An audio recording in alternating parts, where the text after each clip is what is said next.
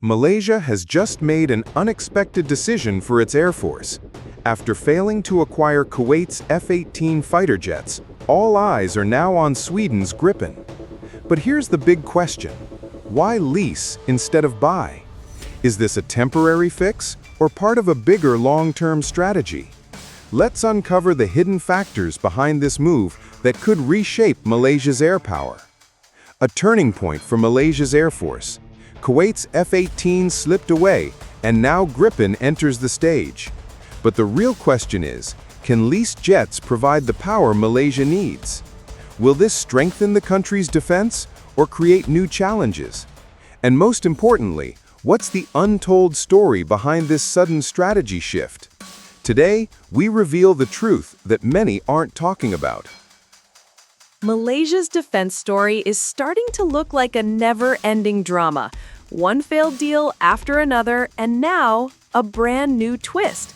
After losing out on Kuwait's F-18 fighter jets, Malaysia is suddenly eyeing Sweden's Gripen, but not to buy, only to lease. The big question is, why does this keep happening, and what does it really mean for the country's air power? Let's be honest. Malaysia often leaves its people scratching their heads. Announcements about defense equipment, whether it's helicopters, fighter jets, or long-term plans, sometimes feel like a soap opera without an ending. Take a look back. Once there were talks about leasing Black Hawk helicopters from Brunei. That plan collapsed. Then came the idea of buying second-hand F/A-18 Hornets from Kuwait, and again, nothing happened. And now, out of nowhere, Gripen jets are back in the spotlight. Not for purchase, but for lease. It almost feels like Malaysia is stuck in the cycle of ambitious plans that never quite land. But here's where the story gets serious. Malaysia's Ministry of Defense says the shift isn't just random, it's about ensuring the country's air defenses are not left exposed. The concern is real. Without reliable fighter jets, national sovereignty and regional security could be at risk. That's why they're scrambling for alternatives. And of course, this opens the door for international aerospace giants to jump in and pitch their solutions. And Sweden's Saab, with its Gripen fighter jets, is now leading the conversation. Now, if we look at this from an economic perspective, the news may not be all bad. In fact, it could open up new opportunities, not just for Malaysia, but also for the global defense industry. The defense sector thrives on competition, and Malaysia's indecision has created exactly that, a fresh contest for international aerospace companies. The market is fierce, and every major player wants a slice of the pie. For them, it's a chance to showcase their aircraft and win a contract that could define Malaysia's air power for years to come. But here's the catch. Nobody actually knows what replacement aircraft will be chosen. The uncertainty is massive. Will the Royal Malaysian Air Force settle for temporary jets, just a stopgap solution, before it embarks on its major modernization program? If that's the plan, then any aircraft chosen now might only serve for a limited time.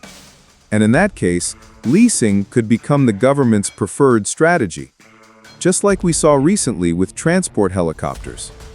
Leasing, after all, has its own appeal. It's cheaper, more flexible, and comes with fewer headaches. Remember when Malaysia leased 28 helicopters? That deal was called a smart move because the package included not just the aircraft, but also maintenance, operating costs, and insurance. No hidden expenses, no last-minute surprises. Could the same model work for fighter jets? That's the million-dollar question. And if so, Gripen might just be the perfect candidate to fit into that leasing mold. And now, here's where things get really interesting. Enter Saab, the Swedish aerospace company that has just put a very unique offer on Malaysia's table. Gripen fighter jets available for lease. This proposal isn't exactly new. In fact, Malaysia was already approached with something similar almost 15 years ago during the MRCA competition. Back then, it didn't work out, but today, the timing feels different. If we look abroad, there's a strong precedent. The Czech Republic has been leasing Gripens for nearly 2 decades, replacing their aging Soviet-era MiG-21s. And Saab didn't just hand over the planes and walk away. The jets were continuously upgraded, keeping them combat-ready. The model worked so well that the Czechs extended their lease by another 10 years before preparing to transition to the F-35. That's proof that Gripen can serve as a reliable stopgap while a nation prepares for fifth-generation fighters. Hungary tells a similar story. Since 2006, they've leased 14 Gripens under a deal where ownership will transfer once the lease expires in 2026. Just last year, they added 4 more jets, bringing the total to 18. The message is clear. Leasing can be a smart way to strengthen air combat capabilities without breaking the defense budget. So what does this mean for Malaysia? On paper, leasing Gripens makes a lot of sense. It's cost-conscious, flexible, and fits neatly into a transitional defense strategy. Around the world, leasing has become an increasingly popular model, especially for countries that are restructuring their militaries or preparing for major upgrades. And Saab doesn't just offer fighter jets. Their package could include airborne early warning and control systems, something they once pitched to Malaysia before. And let's be clear, AEW&C is no longer a luxury. In today's air combat environment, it's an absolute necessity.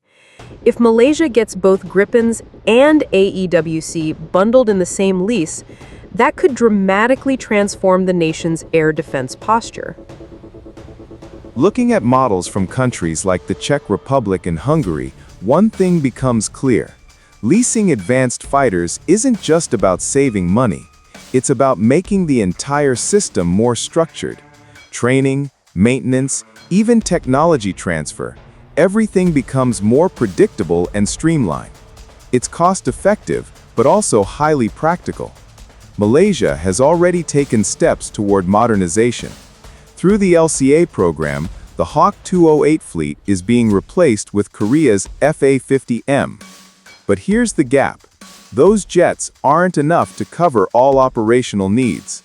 A fighter lease, like the Gripen deal, could serve as the crucial bridge, keeping Malaysia's skies secure until longer-term acquisitions are finalized. If done right, such a lease could do more than just fill the gap. It could accelerate combat readiness, cut costs, and even open doors for local industry partnerships and technology transfer. On paper, it's a win-win scenario.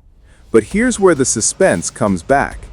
This is Malaysia we're talking about, where defense deals often feel like episodes of an unpredictable TV drama. Remember the failed Black Hawk lease with Brunei? Or the scrapped F-18 deal with Kuwait? Each time, hopes were raised, only to end in disappointment. And now, the Gripen lease enters the stage. Will it finally break the cycle, or just become another cliffhanger in Malaysia's defense saga? The potential is there. Gripen could be the smart strategic stopgap Malaysia needs. But as history shows, the real challenge isn't just choosing the right aircraft. It's making the decision stick. Let's hope this time Malaysia's defense story doesn't end with yet another plot twist. That wraps up today's deep dive into Malaysia's fighter jet dilemma. What do you think? Is leasing Gripens the smart move, or just another twist in the saga? Share your thoughts in the comments. And if you enjoy our aviation and defense breakdowns, don't forget to subscribe to Skyjet Wings, hit the like button, and ring the bell so you never miss an update.